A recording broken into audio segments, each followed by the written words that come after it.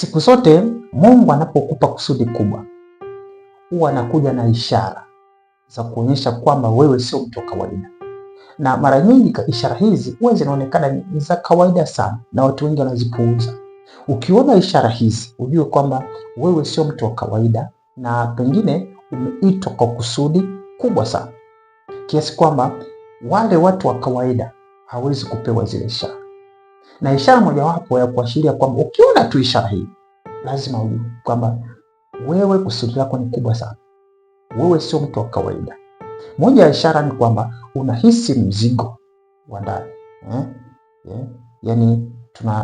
yani kwa maneno mengine ni kwamba unahisi kuna haja kubwa ya kusaidia watu wengine.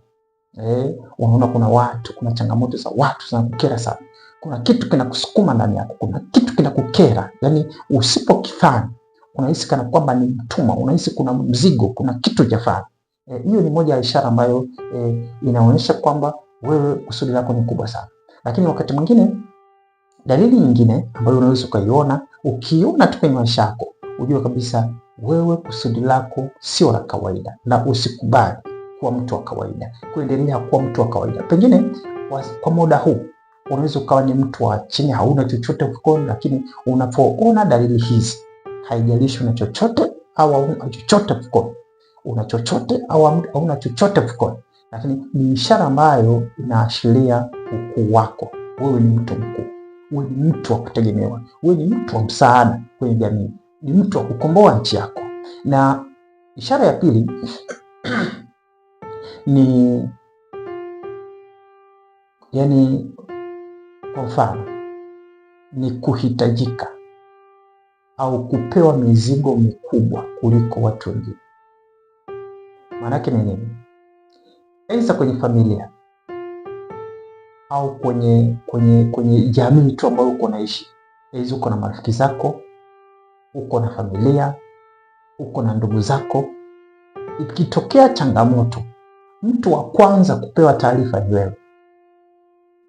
Aidha hiyo changamoto inahitaji fedha, inahitaji ushauri, au inahitaji namna fulani hivi hekima ya ziada uweze kutumika. Mtu wa kwanza ni wewe. Sasa kuna wakati inaweza ikatokea unaanza kujiuliza, sasa mbona unanipa taarifa mimi wakati kuna watu wengine wakubwa kuliko mimi? Hiyo inaashiria kwamba manake hao watu kuna message, kuna taarifa ambayo wanaipata kwamba wewe unaweza kulibeba ile kusudi na unaweza kuitatua hii changamoto. Manake watu energy, yani ile nguvu energy huwa